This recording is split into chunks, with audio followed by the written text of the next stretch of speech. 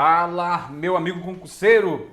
Vamos lá para mais uma aula. Hoje vamos dar continuidade à correção da nossa listinha aí, que nós começamos a fazer na aula passada. Fizemos até a questão de número 20, né? Que é essa questão que está na tela de vocês. E agora vamos dar continuidade e vamos resolver aí. Essa lista tem 50 questões. Creio que hoje a gente faça umas 15 aí e depois a gente, na próxima aula, faz as próximas 15, beleza? Então, todas as questões aqui são questões da banca de vocês, são questões recentes, né, do ano 2019, 2020, 2018. Então, essas questões, essas 50 questões, elas falam realmente, né? Elas falam muito próximo daquilo que tu precisa saber para fazer a tua prova. Então, você precisa tentar refazer essas questões, assistir várias vezes a solução aqui que eu faço, porque isso certamente vai ser decisivo na hora de tu fazer tuas 5 questões lá, beleza? Então vamos lá, vou começar aqui a fazer a nossa listinha de hoje. Primeira questão, questão de número 21, né? Questãozinha de matemática, que envolve porcentagem e tal.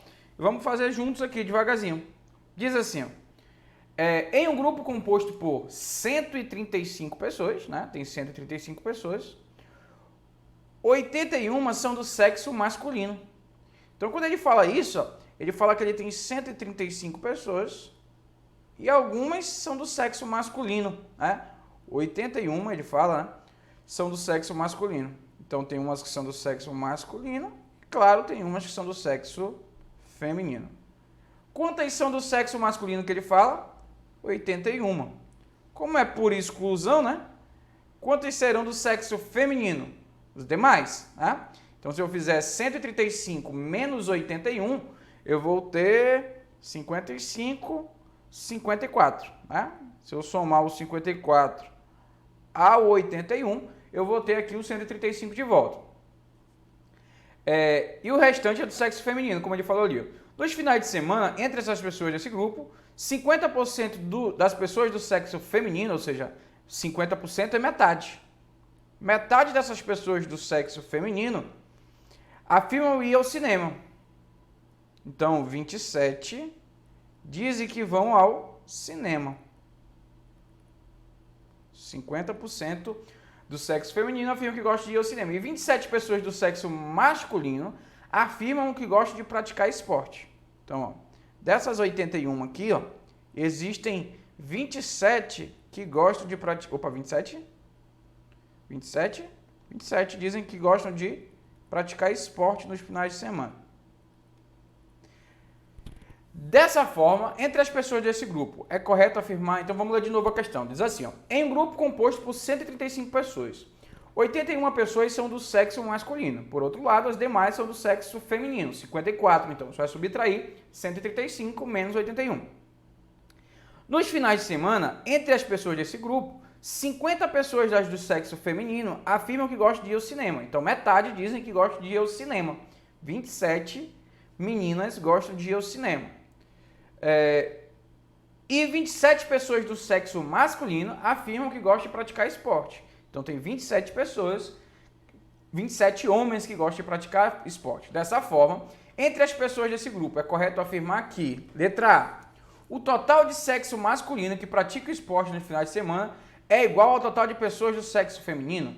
Vamos lá. O total de pessoas do sexo masculino que praticam esporte. Essas pessoas que ele se referiu aqui, ó, o total das pessoas do sexo masculino que praticam esporte são 27. E ele está dizendo que é igual ao total de pessoas do sexo feminino. Não. O total de pessoas do sexo feminino é 54, certo? Ele quis confundir esse 27 com esse 27. O que é igual é o total de homens que praticam esporte com o total de mulheres que gostam de ir ao cinema. Então não confunda. Ele falou do total de pessoas do sexo feminino, geralzão. Letra B. O total de pessoas do sexo feminino que gostam de ir ao cinema, ele está se referindo a esses 27, é superior ao total de pessoas do sexo masculino que afirmam não gostar de praticar esporte. Vamos lá. Quantas gostam de ir ao cinema? 27. Opa. Quantos homens gostam de praticar esporte? 27, dos 81. Logo, os outros 54 não gostam de esporte. Então são 54.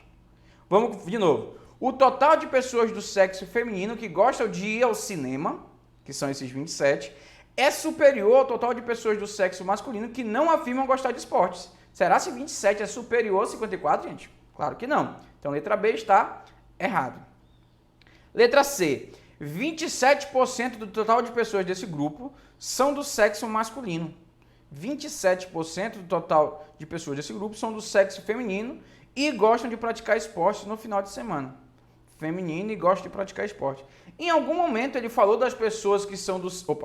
27% do total de pessoas desse grupo são do sexo masculino e gostam de praticar esporte. São 27 pessoas. Só que 27, gente, 27 pessoas representaria 27% se o total de pessoas fosse 100. Afinal, 27 em 100 representa 27%. Só que aqui tem 27 em 135. 27 em 135. Se eu for fazer a conta aqui bonitinho, isso aqui é 1/5, gente. E 1/5 é a mesma coisa que 20%. Então não é 27%, é 20%. Vamos ler para a letra D. 20% do total de pessoas desse grupo são do sexo feminino e não afirmam gostar de ir aos cinemas no final de semana. Vamos lá. Quantas são as pessoas do sexo feminino? São 27. 27 dessas dizem gostar de ir ao cinema. Logo, tem 27 que disseram não gostar de ir ao cinema. E ele fala assim, ó, essas 27 pessoas, que são as 27 pessoas do sexo feminino, que não gostam de ir ao cinema no final de semana, representam 20%. Foi exatamente o cálculo que eu fiz aqui, ó. 27 sobre 135. Então, ó, vou fazer a conta de novo. Como que eu faço para saber o quanto esse 27 representa dos 135? Só eu fazer isso aqui, ó. Aí, ó, depois eu multiplico por 100%. Quando eu fizer isso aqui, eu vou ter uma conta que é 2.700 sobre 135, que isso vai dar 20%. Então, realmente, 20% do total de pessoas que estavam aqui, ó, são mulheres, né, do sexo feminino, e gostam de praticar, e não gostam de ir ao cinema no final de semana. Então, metade gosta de ir ao cinema e metade não gosta de ir ao cinema. Então, é uma questão bem legal. Tem um esquemazinho aí, tem que organizar bonitinho, porque senão não sai. Então, uma questão muito boa. O que tu vai fazer agora? Pega lá a questão em branco e tenta fazer sozinho, gente. Só vai conseguir organizar isso na tua cabeça se tu tentar fazer a questão sozinho. Se tu ficar só olhando o que eu faço, cara, não tem como. Então, tu tem que tentar fazer as questões sozinho, beleza? Vai organizar. Vamos lá. Questão 22, também envolve porcentagem. Diz assim, ó. Um fazendeiro dispõe de uma área de 500 metros quadrados. 500 metros quadrados é a área dele. Para o plantio de 2 culturas. 50% dessa área total deve ser destinado ao plantio de soja. Então, vamos lá. Ele tem aqui uma área total de 500. 500 é a área dele total. 500 metros quadrados. O que ele fala? 50% disso, ou seja, 50% é a metade. Ele vai destinar para plantar o quê? Soja. Soja, ele vai botar 200 metros quadrados, 250, né? Metade, 250 metros quadrados vai ser soja. Beleza. Aí ele escreve assim, ó. 70% da área restante deve ser destinada ao plantio de trigo. O que nos resta saber é quanto é 70% do restante. O que é o restante? O restante é os outros 250. Se eu tenho 500 metros quadrados e eu plantei 250 metros quadrados de soja, me sobraram 250 metros quadrados livres. E 70% disso, 70% desses 250 é o que eu vou plantar de trigo. Então vamos calcular isso aqui, ó. Vou cortar esse zero com esse zero. Aí vai ficar, vou cortar esse zero com esse zero. 7 vezes 25 dá 175. Então 70% de 250 é 175. Então 175 metros quadrados ele vai plantar trigo. Show de bola. Bota lá trigo para ele. Aí ele fala assim, ó. E na área onde não há plantio dessas duas culturas, deve ser construído um depósito de madeira. Então, ó, ele vai construir um depósito. Qual vai ser a área desse depósito? Vamos aqui, ó. Ele já gastou 250 metros quadrados com a soja e gastou mais 175. Então, a área plantada é de 425 metros quadrados. Logo, ainda tem 75 metros quadrados. E esses 75 metros quadrados ele vai destinar para quê? Para colocar o seu depósito. Beleza. Dessa forma, a taxa percentual da área onde será construído o depósito em relação à área total. Então, a gente já sabe que o depósito tem 75 metros quadrados. Ele quer saber, gente, o que esse 75 representa desse 500, né? O que esse 75 metros quadrados, que é o depósito, quanto representa do 500? Como é que eu faço isso, Renato? Eu vou pegar o 775, que é o depósito, e dividir pelo 500. Como eu quero isso em porcentagem, eu vou logo multiplicar por 100%. Sempre será assim. Então, ele quer saber quanto que o depósito representa da área total. Pronto, vamos fazer conta. Vou cortar esses dois zeros com esses dois zeros, e aí vai ficar 75 dividido para 5, que dá 15%. A que conclusão nós chegamos? Que lá do depósito dele, então é como se fosse assim, ó, ele tem uma área zona aqui, ó. Tem uma área zona aqui que é 500 metros quadrados. O que ele falou? Metade disso aqui, ó, 500 metros quadrados, 250 aqui, ó, é para botar soja. Tira 70% disso que sobrou, então vou cortar bem aqui, ó. E bem aqui eu vou botar 175 de soja. Primeiro era soja e depois era trigo. Beleza. E aí sobrou o quê? Sobrou esse pedaço aqui, ó. Nesse pedaço aqui vai ser o nosso depósito. Ele quer saber o que esse depósito aqui, que tem 75 metros quadrados, representa em porcentagem do todo, tá? Então, sempre que ele quiser saber o que alguma coisa representa de um todo, tu pega essa coisa e divide pelo todo. Se a questão quiser em porcentagem, aí tu multiplica por 100%. É assim que eu transformo algo que está em fração em porcentagem. Beleza? Então, já veja, gente, que essa técnica aqui é fundamental para o nosso estudo. Suponha que a nossa isolada aqui tem 50 alunos. Desses 50 alunos, 30 são homens e 20 são mulheres. Aí se eu te perguntar assim, ó, qual o percentual de homens nessa turma? Tu vai pegar 30 homens e dividir para o total, 30 sobre 50. Mas se eu quero saber em porcentagem, eu vou multiplicar por 100. Aí eu faço o que dá para fazer aqui, ó. Dá para simplificar esse zero com esse zero. 3 vezes 100, 300 sobre 5. 300 sobre 5 é igual a 60%. Então, na nossa turma, 60% dos alunos são homens. Como para completar os 100% falta 40%, então 40% são mulheres. Não preciso nem calcular de novo, beleza? Se eu quero saber, aqui em Roraima tem 500 mil habitantes. 500 mil habitantes. Desses 500 mil habitantes, 120 mil pessoas são funcionários públicos, né? Prestam serviço público. Qual o percentual de servidor público no nosso estado? Aí tu iria pegar os 120 mil e dividir para 500 mil. Corta esses 3 zeros com esses 3 zeros, corta esse zero com esse zero, aí multiplica por 100%. Aí vai ficar, ainda tem mais um zero aqui, ó, 12 vezes 100 vai dar 1.200 sobre 50.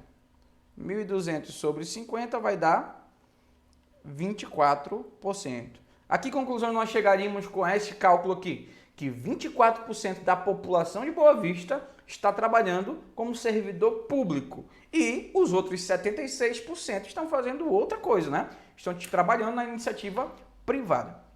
Então essa é a ideia de porcentagem. Show? Vamos caminhar. Questão de número 23. Tá na tela de vocês. Um produto que tinha o preço de venda igual a R$40 passou a ter um novo preço de venda de R$50. A porcentagem de aumento aplicada no preço de venda inicial desse produto é igual a... Então vamos entender aqui, gente.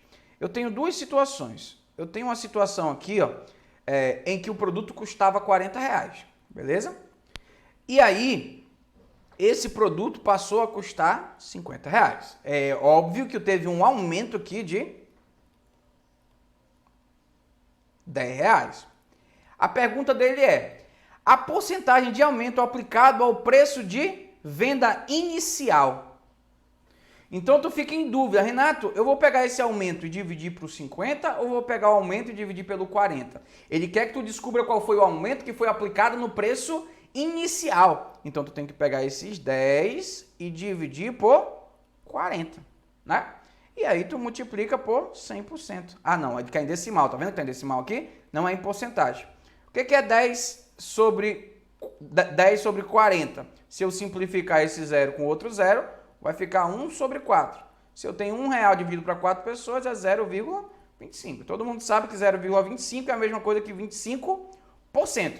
Então eu posso dizer que esse produto que custava R$40 teve um aumento de 25%.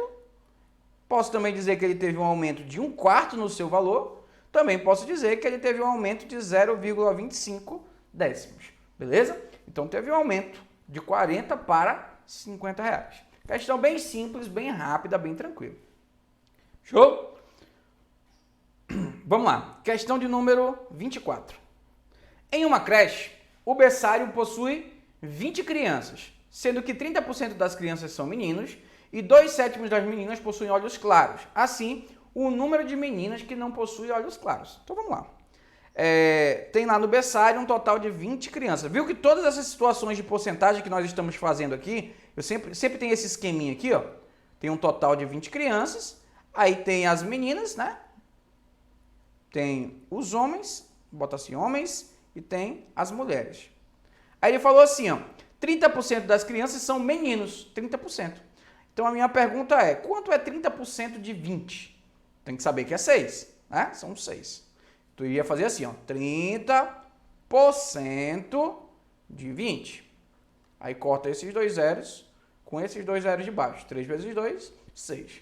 Ou seja, lá naquele berçário, naquela creche, tem uma turminha com 20 crianças. Dessas 20 crianças só tem 6 que são homens. Logo, a maioria lá é mulher. Tem 14 mulheres. E aí ele vai caracterizar essas mulheres aqui, ó, dentro de um critério. Qual é o critério? Ela fala assim, ó, tem 2/7 dessas meninas que possuem olhos claros. 2/7 das meninas. Quanto é 2/7 dessas meninas? 2/7 de 14. Quando eu quiser encontrar uma fração de alguma coisa, é só eu pegar essa fração que ele quer e multiplicar pelo alguma coisa. 2 vezes 14, 28, sobre 7, que dá 4. O que nós concluímos? Que dessas 14 meninas que tem lá no berçário, 4 possuem olhos claros.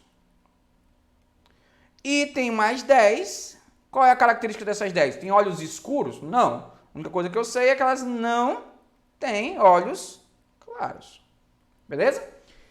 Assim, o número de meninas que não possuem olhos claros. Não possuem olhos claros, 10. Gabarito, letra C. Então veja que é uma questão simples, gente. Só continha boba, só detalhe. Então na hora tu tem que ler isso aqui com vontade de acertar. Se tu ficar com um traumazinho, com medinho, eu não gosto de matemática, raciocínio lógico, coisa do capeta, eu não consigo aprender esse negócio, tu não vai acertar mesmo. E tu não tem que odiar o negócio não, tu tem que olhar e falar, eu dependo dessa parada aqui, para eu passar no concurso, ganhar 5 conto por mês.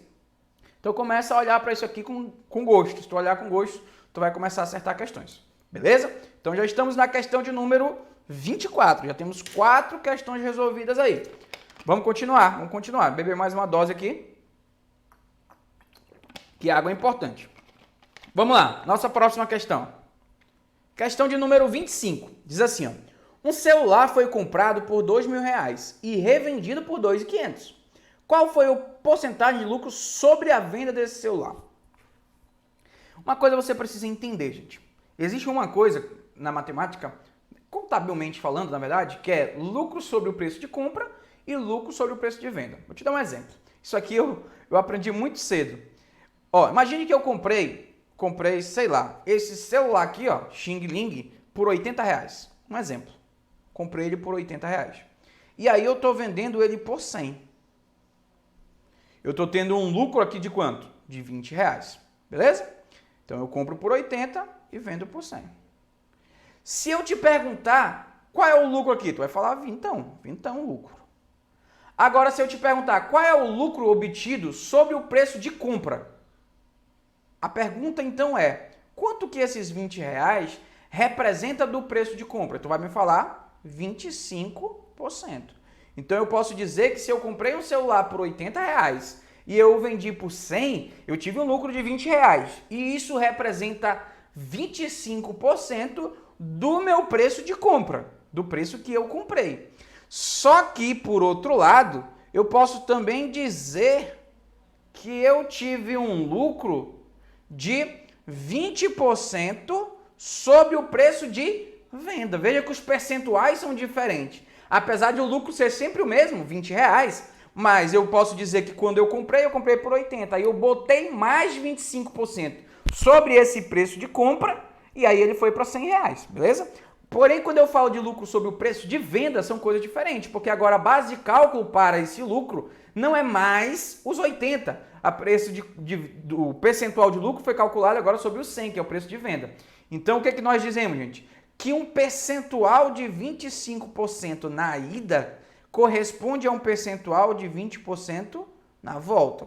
Então, eu só botei esse exemplo aqui para você entender que existe uma diferença de lucro sobre o preço de compra e existe é diferente de um lucro sobre o preço de venda. Vou te dar um exemplo bem óbvio disso.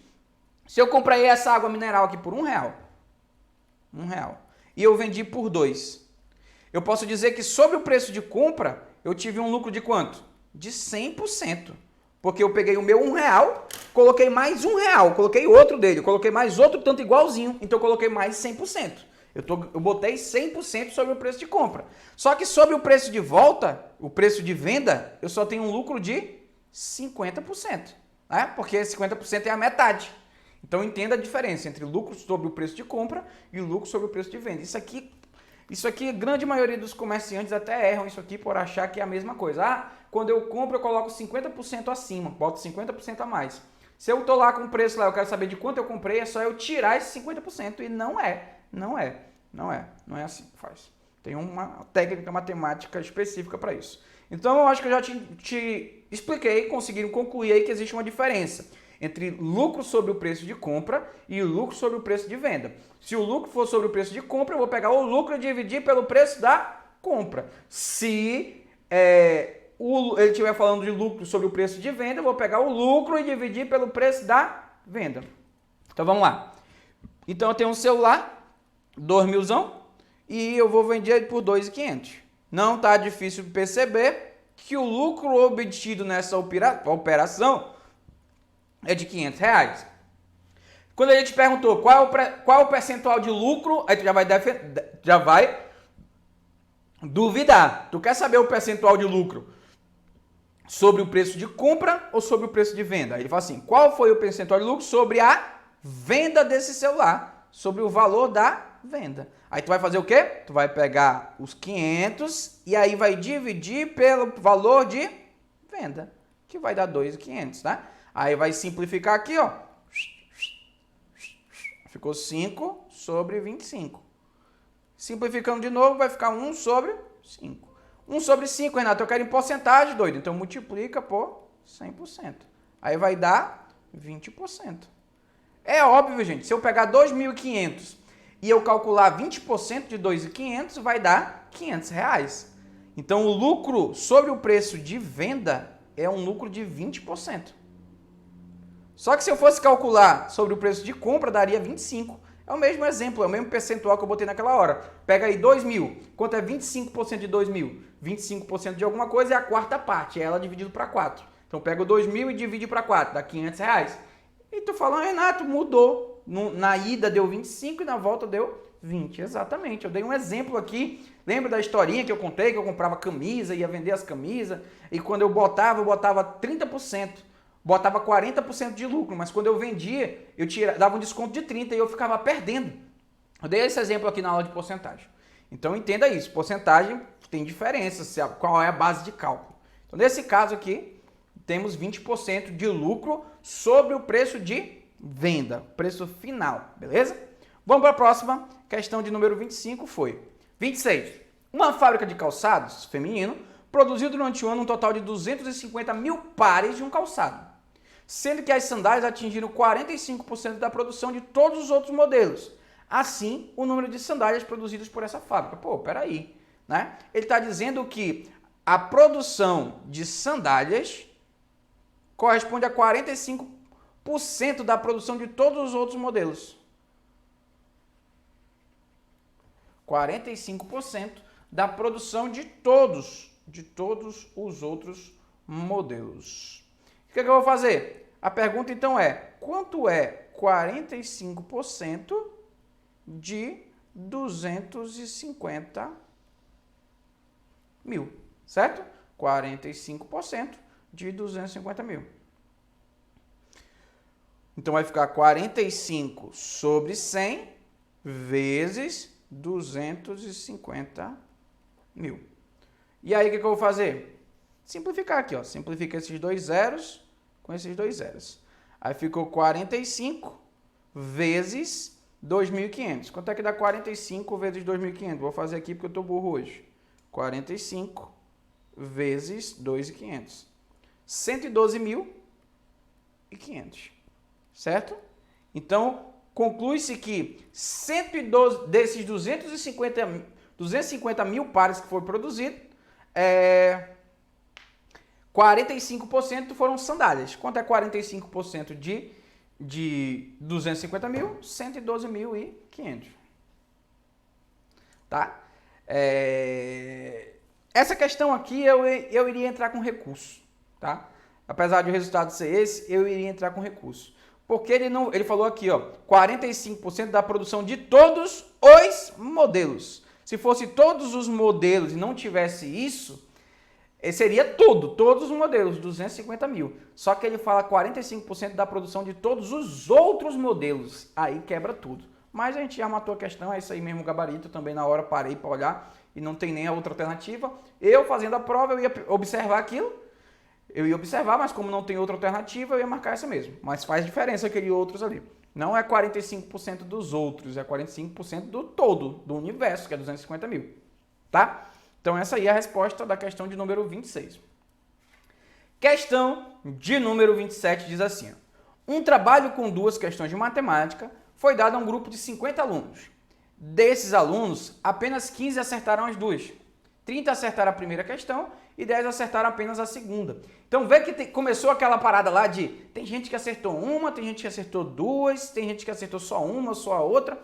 Começa naquela paradinha de diagrama de Venn, aquelas bolotas. E é isso que a gente vai fazer. Então vamos lá. Vamos fazer assim, ó. Coloca aquela caixinha, que é a questão agora começou a virar conjunto, tá? O que caracteriza essas questões de diagrama? Existiam elementos que fazem as duas coisas. E ele foi claro ali quando ele falou que existem pessoas que acertaram as duas questões. Então, vou escrever aqui, ó. Conjunto das pessoas que acertaram uma. Opa. Então, assim, ó. Cada dessas duas acertaram as duas, 30 acertaram a primeira. Então, bota aqui, ó. Primeira questão. Segunda questão. Vou mudar de cor aqui. Botar uma canetinha preta para ficar bonitinho. Um trabalho com duas questões de matemática foi dado para um grupo de 50 alunos. Então, nosso universo é 50. Beleza? Desses alunos, apenas 15 acertaram as duas questões. Então, tem 15 que está aqui no meião. Acertou as duas. 15 acertou as duas. 30 acertaram a primeira. Então, tem 30 que acertaram a primeira. Porém, desses 30, tem 15 que acertaram também a segunda. Então, só tem 15 que acertaram apenas a primeira. Beleza? E 10 acertaram apenas a segunda. Esse 10 tem que estar aqui, ó. Porque esses 10 já é o apenas. Já são aqueles que acertaram apenas a segunda. Se eu te perguntasse quantas acertaram a segunda, tu vai falar, Renato, os que acertaram a segunda são 25. Ó, esses 15 e esses 10. Olha só, quando eu somar aqui, ó, 15 com mais 15 dá 30. Com mais 10 dá 40. Como no meu universo tem que ter 50, tem que ter 10 aqui fora. Ou seja, tem 10 pessoas que não acertaram nem a primeira nem a segunda. Ou seja, esses 10 elementos ali conseguiram errar as duas questões. E ele pergunta, qual foi o percentual de alunos que erraram as duas? Então, eu quero saber quanto esse 10 representa do meu universo, que é 50. Como eu quero em porcentagem, eu multiplico por 100%. Simplificando, um zero de cima com um zero de baixo, vai ficar 100 para 5, que dá 20%. Logo, 20% das pessoas que fizeram essa prova conseguiram errar as duas. Quantos acertaram as duas? Esses 15 aqui, ó. 15 representa quantos por cento de 50? 30. Então, 30% das pessoas que fizeram a prova acertaram as duas questões. Quantos acertaram apenas a primeira? 30 também. Quantos acertaram apenas a segunda? 20%, tá? Então, 30 aqui, com mais 30 aqui, 60, com mais 20 aqui, 80, com mais 20 aqui, 100%, tá? Então, uma questão que envolveu a parada do diagrama de Venn e também envolveu o conjunto. Então, essa é uma questão aqui muito boa, porque na prova de vocês só terão 5 questões e a tua banca vai fazer de tudo para colocar questões que envolvam vários assuntos, né? Que seja bem abrangente. Então, não pode perder uma questão dessa aí, pelo amor de Deus. Nós já fizemos questões bem mais difíceis que essas. Vamos lá. Tradutor e intérprete de língua brasileira de sinais. Diz assim, ó, Lucas passou por uma vitrine e viu uma mercadoria no valor de R$56. Como naquele momento o Lucas não tinha dinheiro, voltou na semana seguinte e viu que a mesma mercadoria tinha passado a custar 68. Eita! Então aqui, ó, mesma historinha, ó, custava R$56. E aí quando ele voltou, estava custando 68. Não está difícil de perceber que teve um aumento de R$12. Aí ele pergunta, qual foi o aumento que o preço antigo dessa mercadoria sofreu? Então ele quer saber qual é o aumento sobre o preço antigo. O que eu vou fazer? Vou pegar o 12, que é o aumento, e dividir pelo preço antigo. E aí eu vou fazer o quê? Multiplicar por 100%. E aí seja o que Deus quiser. Vai ficar o quê? 12 vezes 100, 1.200. Dividido para 56. Vamos simplificar aqui, ó. Vou dividir por 4 em cima e por 4 embaixo. Se eu dividir por 4 em cima, dá 300. Se eu dividir por 4 embaixo, vai dar 15, não dá 15, dá 14. Dá para simplificar ainda. Ó. Vou simplificar por 2. Se eu simplificar por 2, vai ficar 150 sobre 7. Se fosse 140 sobre 7, daria 20 certinho, né? Como tem 150 para dividir por 7, vai dar mais que 20. É 21,4 a resposta. Né? Mas tu tem que saber fazer essa continha. Vamos fazer aqui no cantinho, ó.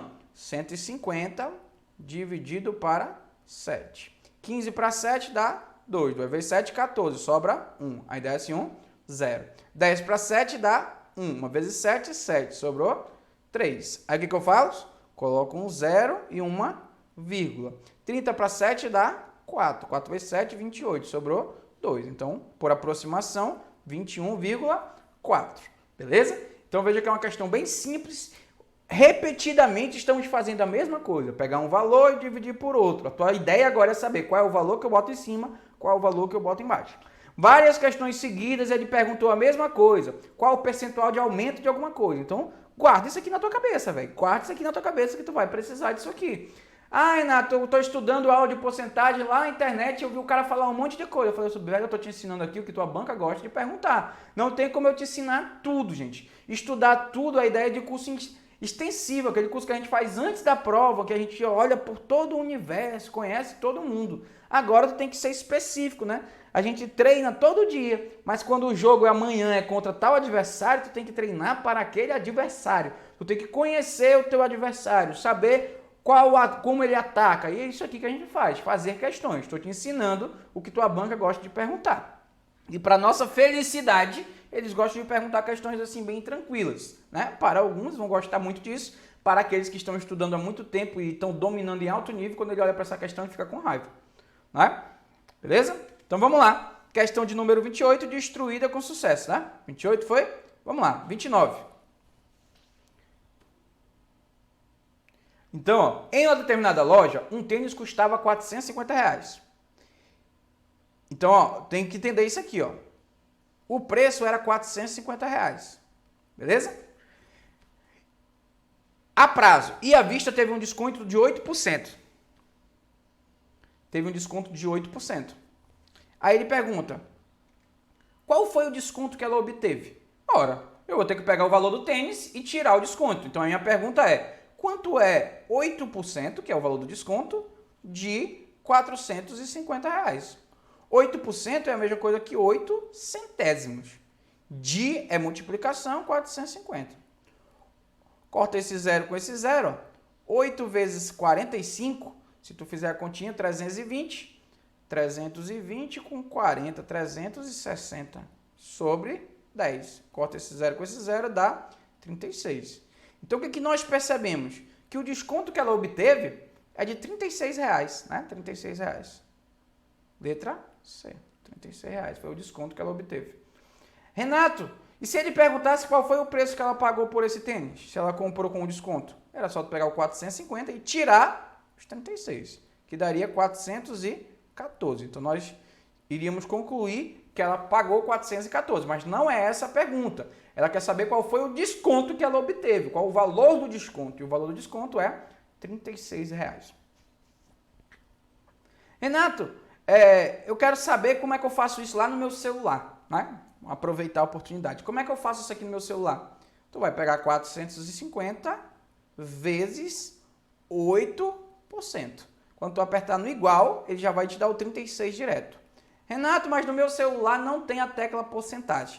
Então, tu vai fazer assim, ó, 450 vezes 8%. O que é 8%? É a mesma coisa que 0,08. Então, tu vai digitar isso aqui no teu celular. Não tem como digitar, vai dar o mesmo R$36. Renato, mas eu não tenho que fazer, não sei transformar assim. Faz assim, ó, 450 vezes 8%.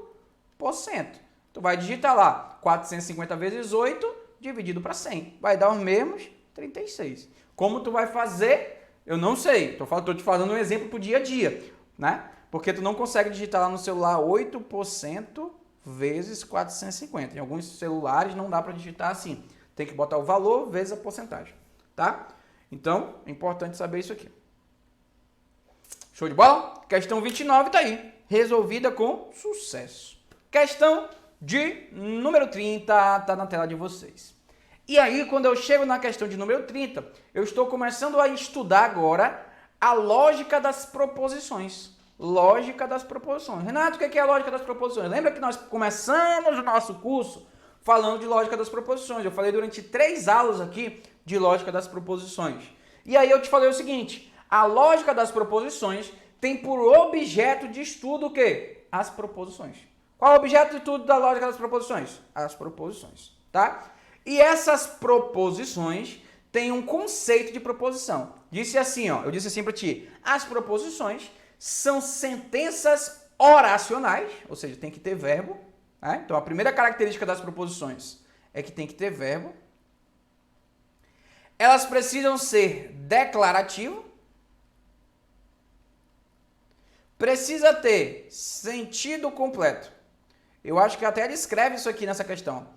Em questão de raciocínio lógico, utiliza-se as sentenças, que são expressões de um pensamento completo, composta por um sujeito e um predicado. Por exemplo, Joaquim trabalhou ontem no mercado. É uma sentença, né? A sentença que ele está falando agora é da proposição. Então, ele usa a palavra sentença como sinônimo de proposição. Entre outros vários tipos de sentenças, existe a imperativa, quando há uma mensagem de ordem, né? E aí ele pergunta, considerando essa informação, assinale a alternativa que apresenta uma sentença do tempo imperativo. Então, tu nem precisava saber isso aqui que eu comecei a falar. Qual era a ideia aqui? Ele quer saber qual a imperativa. Isso aqui só era ter assistido a aula do Euler, pô. Quando que uma sentença será imperativa? Quando ela passar uma ideia de ordem, conselho ou recomendação. Ela tem que dar uma ideia de ordem, né? E onde que eu identifico essa ordem? No verbo. O verbo vai estar no imperativo afirmativo ou no imperativo negativo. Então, quando eu olho para a letra A, o dia está lindo. Não tem ideia de ordem, gente, tem uma informação, né? É uma sentença exclamativa aqui, ó. Exclamativa. O computador não liga. Isso aqui é uma proposição, por sinal. Irá chover no shopping ontem? Essa aqui ela é interrogativa, é uma pergunta. E aqui, ó, resolva sua prova, uma ideia de ordem. Então a letra D é o nosso gabarito, onde eu tenho uma sentença imperativa, beleza? Então, ó, para ser proposição tem que ser declarativa, Então, nesse caso, a única que é proposição é a letra B. O computador não liga. Tem uma ideia de informação ali, tá? Mas não era isso que a questão queria saber. Ele não te perguntava qual é proposição. Ele te perguntava qual é uma sentença do tipo imperativo. Beleza? Então, questão de número 30, destruída aí com sucesso. Questão de número 31. Questão de número 31. Ele vai te cobrar a tabela verdade. Então vamos ler a questão. Ela diz assim, ó. Em raciocínio lógico, dadas duas proposições P e Q, forma-se uma proposição composta de P com Q, acrescentando-se o conectivo E entre as duas, representando por P e Q. Denomina-se conjunção das proposições P e Q. Considere as proposições P e Q. Aí, ó, 3 é maior que 1. Essa proposição aqui, gente. Essa proposição aqui, ó, é uma proposição verdadeira ou falsa? 3 é maior que 1. Isso aqui é verdade. Todo mundo sabe que 3 é maior que 1. 2 é diferente de 3. Isso é verdadeiro ou é falso? Tu vai falar, Renato? 2 é diferente de 3. É verdade. Nesse caso, utilizando-se uma simbologia matemática, o enunciado exposto à conjunção P e Q pode ser escrito como? Não era nem isso aqui que ele queria fazer, ele só queria saber onde que tinha o E aqui, pô. Então, proposição, isso aqui, ó, é exatamente a proposição P. Tá vendo? Ele não queria saber o valor lógico, foi o que eu pensei inicialmente. Ele só quer saber onde que está a proposição que tem uma conjunção. A única que tem conjunção é a letra E, porque nós aprendemos que esse E é a conjunção. Só que ele escreveu 3 é maior que 1 dessa forma aqui, ó. 3 maior que 1. Isso aqui, ó, é 2 diferente de 3. Isso aqui é a proposição Q. Então tem a proposição P conjunção Q aqui, tá? Então lembra desse cara aqui, ó, maior, e esse aqui é menor. Podia ser que tivesse duas alternativas com E. Aí tu tinha que analisar isso aqui, ó. O que é maior, o que é menor, o que é diferente, o que é maior ou igual, tá? Então vou escrever aqui para ti, ó. Esse símbolozinho representa maior. Por isso aqui está escrito 3 maior que 1. Se tivesse assim, ó, seria menor. Tá? Aqui, ó, tá escrito que 3 é menor que 1. Tá? Esse cara aqui, ó, é maior ou igual. Já esse cara aqui, ó, ele é menor ou igual. Certo? Esse cara aqui é a igualdade, todo mundo conhece. Já esse cara aqui, ó, é o diferente. Então, tu precisa guardar essas nomenclaturas. Questão bem simples aqui, gabarito letra D. Só queria saber se tu sabia o que era conjunção, sendo que ele te explicou, né? Ele diz a conjunção P, Q pode ser escrita. Ele falou aqui, ó, considere as P e Q. Então, tem que ter um E, pô. Certo? Ele te explicou a questão todinha. Se o cara não sabia na hora da prova, ele te ensinou antes, tá?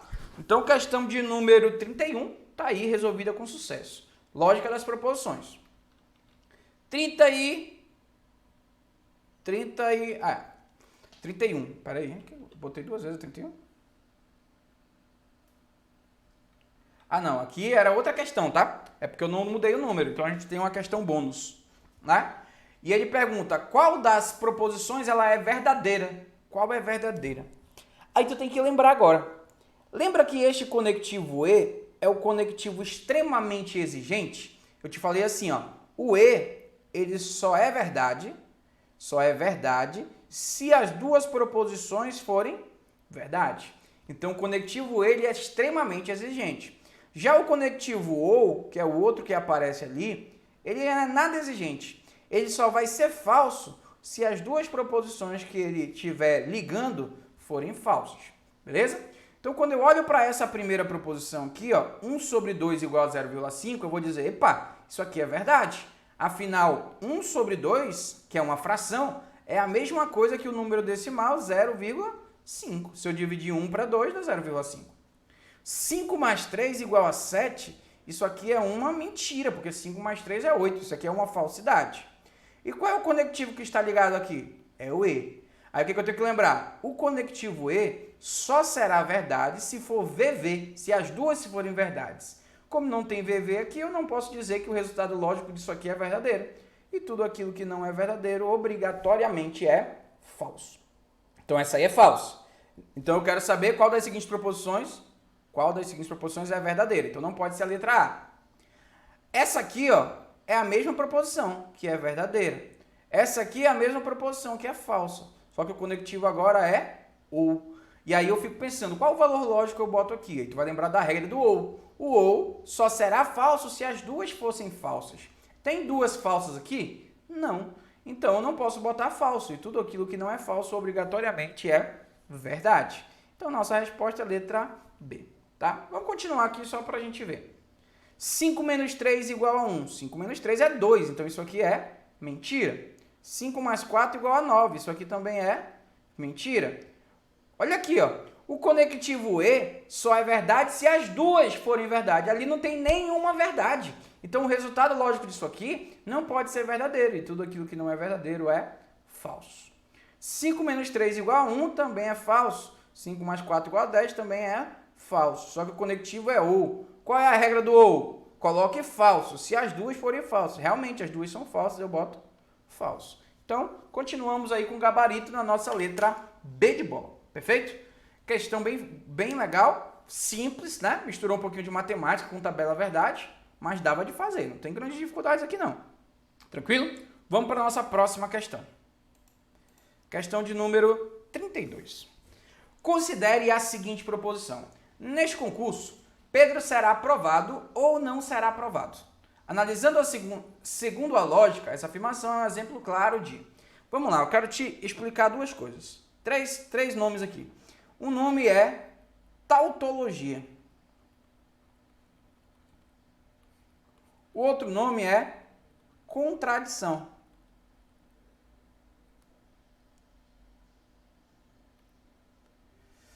Tautologia é uma coisa que vai ser sempre verdadeira. Contradição, tautologia. Tautologia é uma coisa que vai ser sempre verdade. É uma frase que tu não tem o que analisar. Ela vai ser sempre verdadeira. A contradição, ela vai ser sempre falsa. Então, por exemplo, quando eu te digo assim, ó, eu sou casado ou não sou. Tu concorda comigo que essa frase é obrigatoriamente uma verdade? Porque qualquer pessoa ou é casada ou não é, certo? Então, essa proposição ela é sempre verdadeira. Já a frase, quando, ao invés de eu botar um ou nesse meio, eu escrever eu sou casado e não sou, essa frase é certamente uma mentira, porque não existe possibilidade nenhuma de uma pessoa ser casada e não ser. Entendido?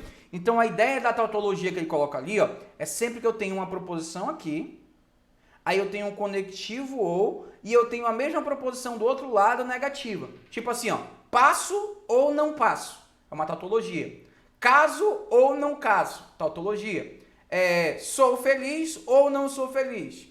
O Flamengo será campeão ou não será. Então é a mesma proposição dos dois lados, só que de um lado afirmativo e outro lado negativo e com um ou no meio. Essa proposição é o que a gente chama de tautologia clássica. Ela vai ser sempre verdade. Já a contradição, ela é sempre falsa. É tipo assim, ó, P e não P. É tipo, sou casado e não sou. Não tem como uma pessoa ser casado e não ser. Rapaz, desse concurso aí, eu passo e não passo. Como é que tu vai passar e não passar ao mesmo tempo? Isso aqui é o que a gente chama de contradição. Renato, e aquelas frases que podem ser verdadeira ou falsa? A gente diz que é uma contingência, tá? Pode ser verdadeira ou pode ser falsa. Então, aquela frase que eu vou afirmar e ela sempre for uma verdade,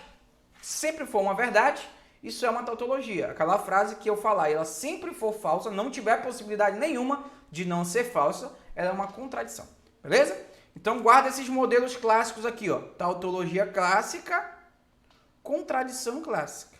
Olha o que esse cara falou. Nesse concurso, Pedro será aprovado ou não será. Velho, esse cara tá certo, com certeza.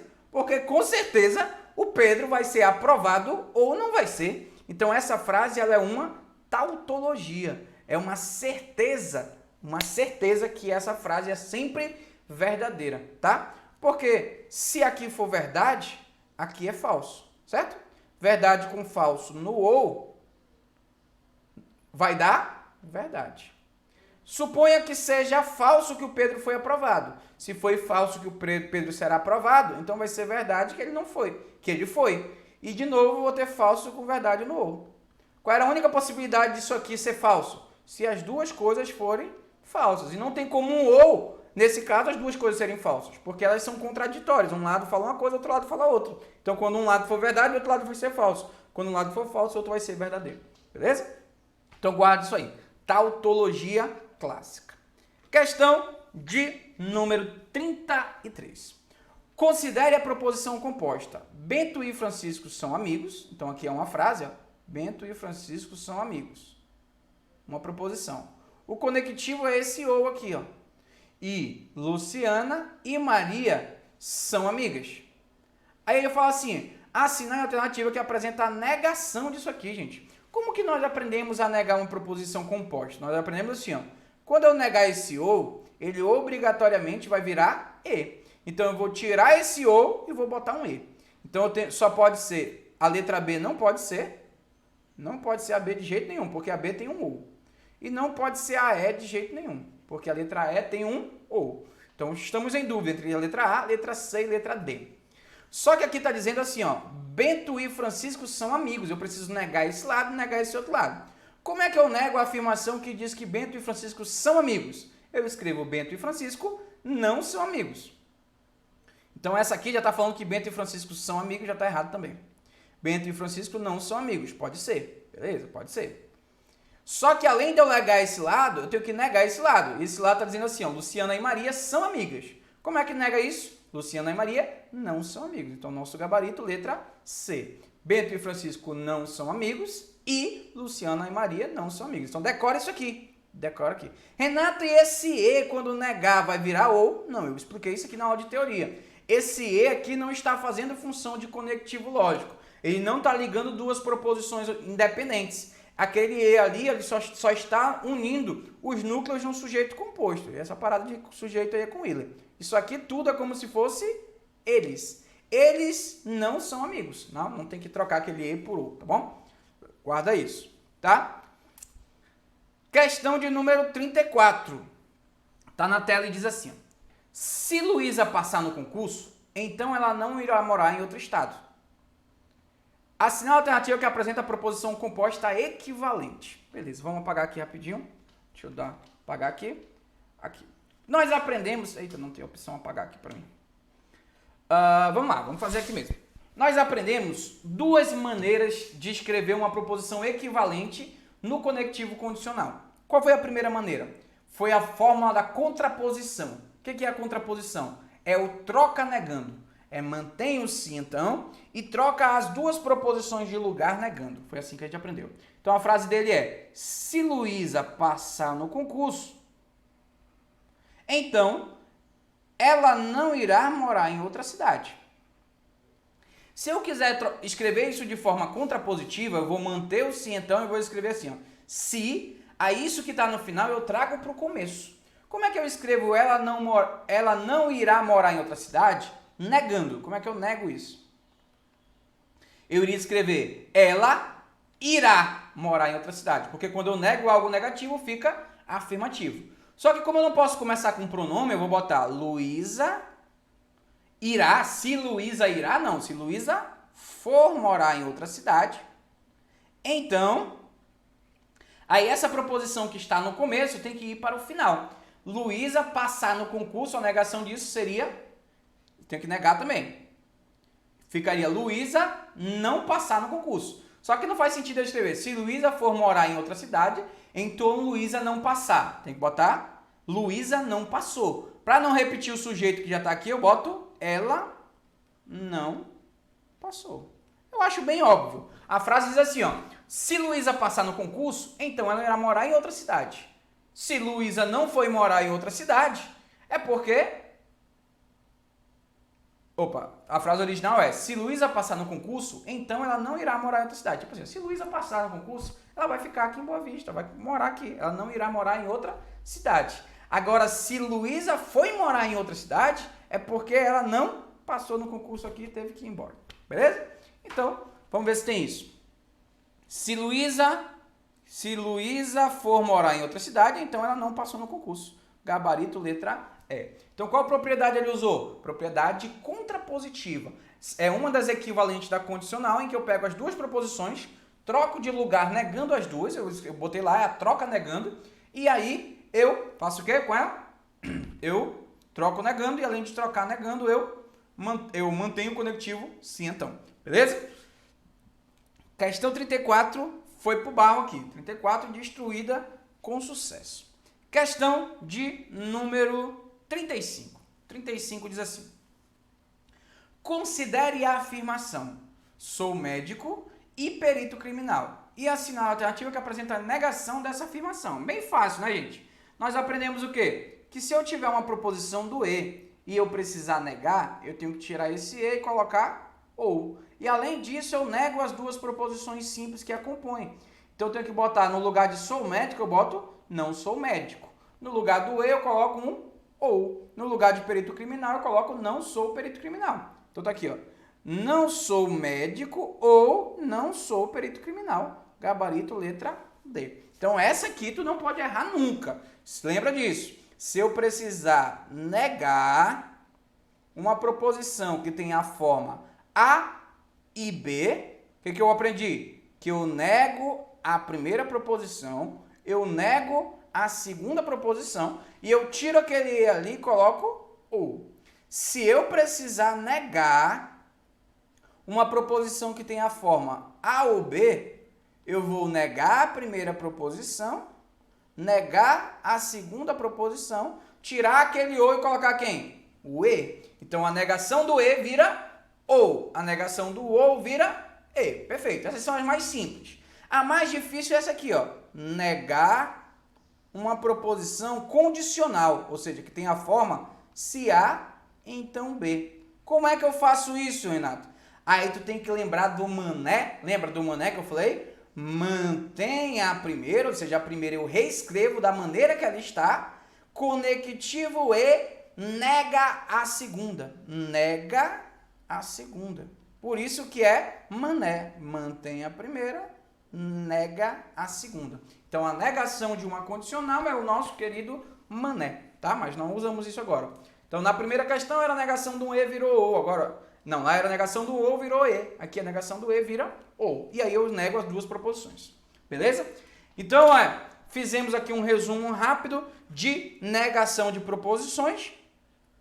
A missão dos senhores é assistir novamente a aula e tentar fazer sozinho as questões. Beleza? Esse é o grande mistério. Tentar fazer as questões novamente. Vamos lá. Questão de número 36. Assinale a alternativa que apresenta uma afirmação semelhante. Ele botou semelhante. Quando ele falar em semelhante, ele está perguntando qual é a equivalente. Tá? Qual é a equivalente. Então, vou fazer mais algumas questões aqui. Vou fazer até a 40 hoje. Vou fazer até a 40. Na aula passada nós fizemos 20. Nessa aula mais 20. E aí vão faltar só 10 da nossa lista. Eu vou botar mais 10 para a próxima aula. Assinale a alternativa que apresenta uma afirmação semelhante. Quando ele falar em semelhante, tu lembra de equivalente. Então vamos lá. Qual é a primeira propriedade que eu vou pensar? Renato, tem dois jeitos de eu responder isso aqui. Ou é o troca negando, que eu vou escrever assim, ó. Se... Aí, ó. Isso que está aqui, ó. Teria solucionado o crime. E isso aqui, ó. Tem que trocar de lugar. Então vamos lá. Vamos tentar entender no português como ficaria isso. Se eu estivesse atento, teria solucionado o crime. Se não solucionei o crime. Então, aí isso aqui vem para cá, só que vem negado. Troca de lugar negando. Não estava atento. Não é que é bem óbvio isso, gente? Se eu estivesse atento, teria solucionado o crime. Se eu não solucionei o crime, é porque eu não estava atento. Se eu estudar muito, eu passo no concurso. Agora, se eu não passei no concurso, é porque eu não estudei muito. As proposições, as frases que eu falei são exatamente as mesmas, só que de uma forma diferente. Se eu torço para o Flamengo, então eu sou feliz. Se eu não sou feliz, então eu não torço para o Flamengo. Se sou casado, então sou feliz. Se não sou feliz, é porque eu não sou casado, tá? Então, esta é a ideia da contrapositiva, ela troca de lugar. Aí essa é uma opção. Vamos ver se tem essa resposta. Se eu não solucionei o crime, então eu não estava atento. Tá aqui. Essa é a resposta. Renato, mas tu falou que tem duas maneiras de responder isso. Se não tivesse essa resposta, nós iríamos ter que apelar para uma segunda opção. Qual seria a segunda opção? Foi a propriedade do Neymar que eu ensinei para vocês. É outra possibilidade de eu responder. Como que eu iria fazer? Eu vou negar a primeira. Então, eu estivesse atento. Eu vou botar assim, ó, não estava atento, neguei a primeira. Aí mantém a segunda. Lá naquela negação era Mané. Mantém, nega. Agora é Neymar. Nega, mantém. Aí mantém, ó. Não estava atento ou solucionei. Seria assim que eu teria que ajustar. Solucionei o crime. Só que o conectivo agora tem que ser ou. É Neymar, que lembra o Vzinho do ou. Beleza? Então esse é o bizu. Só que isso aqui nunca vi cair na prova de vocês. Mas é uma possibilidade de resposta que não tem aqui. Ele queria te enganar com esse E bem aqui, aí lascou tudo. Tá? Então, se liga nisso aqui. Vamos lá, mais uma. 37. A sinal alternativa que apresenta a negação. Agora a negação, lembra daquele cara que é a negação? O manézão? Pois é, como é a propriedade do mané? Mantém a primeira, nega a segunda. Se eu manter a primeira, vai ficar Lucas vai à lanchonete. E, o conectivo é E. Maria não vai. Maria não vai ao cinema. Aí, claro, pode fazer um ajuste de tempo verbal, né? Tá bem aqui, ó. Lucas não vai à lanchonete. Mantém. Lucas vai à lanchonete e Maria não vai ao cinema. Letra A. Mantém, nega. Mantém, nega. Conectivo do meio, E. Tá? Então, se liga nisso. Negação da proposição condicional sempre vai ser o mané. Mantém a primeira, nega a segunda, conectivo E. Tá? Bem simples, bem simples. 38. Considere a seguinte proposição condicional. Se o desconto for de 30%, então comprarei o fogão. Por definição, a contrapositiva. E agora ele foi direto e fala, ei, qual é a contrapositiva? A contrapositiva é a do troca negando. Então vai ficar se... Aí, ó, comprei o fogão vai ficar não comprei, ó. Se... Aí o que tá lá no final é comprei o fogão. Tu traz pra cá, não comprei ou não comprar, não comprei o fogão.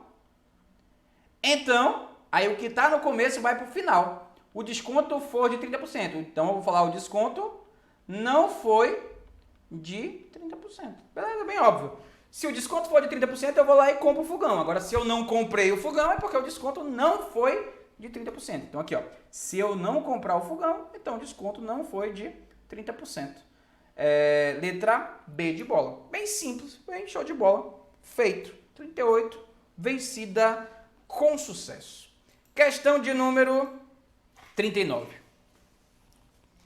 Toda criança que se chama Miguel é comportada. Você tem que enxergar, gente, o nenhum é exatamente igual ao todo não. Nenhum é a mesma coisa que todo não. Por outro lado, o nenhum não é a mesma coisa que todo. Vou te dar um exemplo. Nenhum homem é safado. Nenhum homem é safado. Vou escrever de outro jeito. É a mesma frase, só que escrita de outro jeito. Todo homem não é safado. Então, eu escrever todo não e escrever nenhum é a mesma coisa. Escrever nenhum ou escrever todo não. Então, eu vou falar, nenhum concurseiro é rico. É a mesma coisa que eu falar que todo concurseiro não é rico. Isso não é negação, isso é equivalente. É a mesma frase sendo falada de um jeito diferente. E é o que ele quer aqui, ó, equivalente. Vou ser sincero para vocês, eu nunca vi perguntar isso aqui numa prova, nunca. Mas dá para pensar, equivalente é aquela frase que tem o mesmo significado, a mesma ideia. Então, quando eu falo...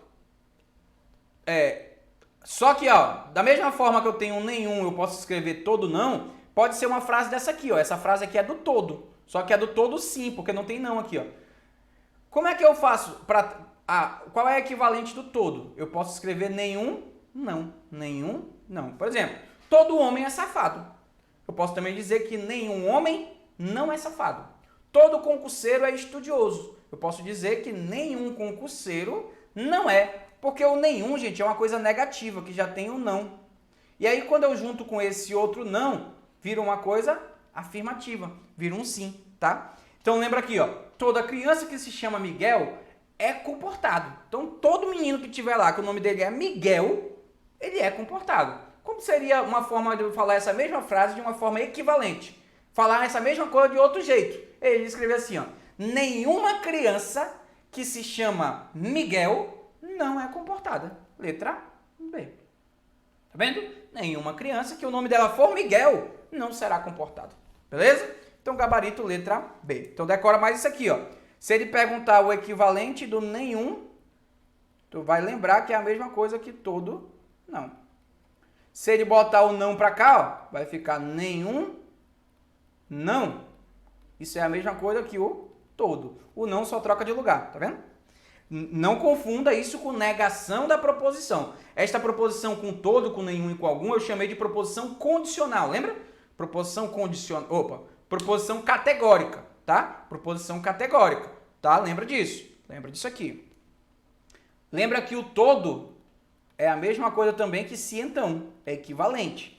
Posso falar que todo homem é inteligente, assim como eu posso falar que se é homem, então é inteligente. É a mesma afirmação, tá? Então guarda isso. Todo é a mesma coisa que se então, que é a mesma coisa que nenhum não. Vai que ele te pergunta isso. Beleza? Próxima questão. E última de hoje. Agora, ele não pede a equivalente da condicional. Ele pede a negação. Negar, gente, é uma frase que tem exatamente o sentido contrário. É totalmente o contrário, tá? Então, equivalente é a frase que tem o mesmo sentido. Negação é a frase contrária. Se eu falar assim, se negarmos a proposição todo Gabriel é estudioso, a negação disso será algum Gabriel não é estudioso. É tipo assim, eu chego pra tia assim e falo, ei, todo Gabriel é estudioso, ó bicho. Aí tu vai falando, não, eu conheço um Gabriel lá da minha rua que o bicho é vagabundo, que só não estudou de jeito nenhum. Então, algum Gabriel não é estudioso, tu já contrariou a minha afirmação. Então eu vou resumir aqui pra gente, vou resumir. Se o cara pedir a equivalente,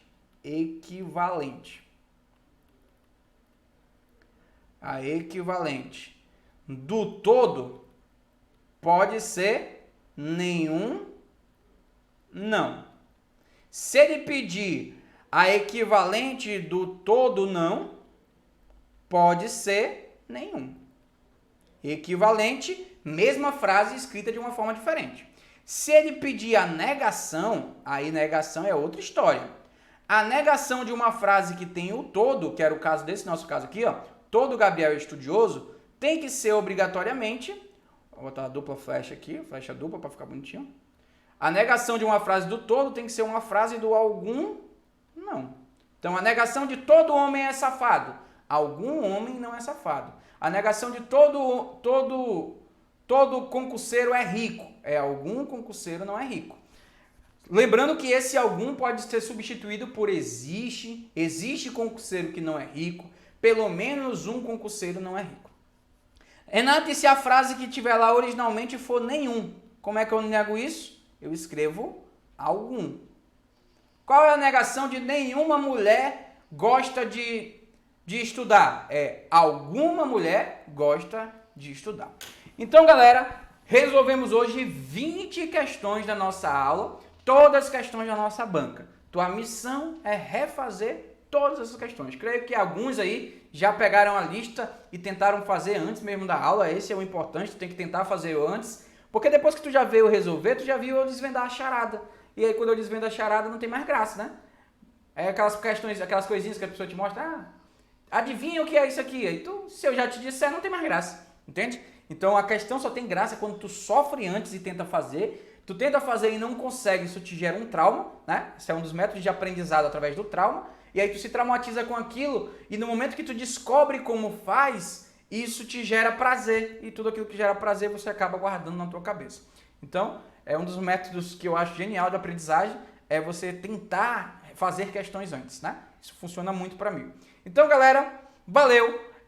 Espero de verdade ter contribuído com mais essa aula para vocês. Até nosso próximo encontro. Fiquem com Deus. Até mais. Tchau.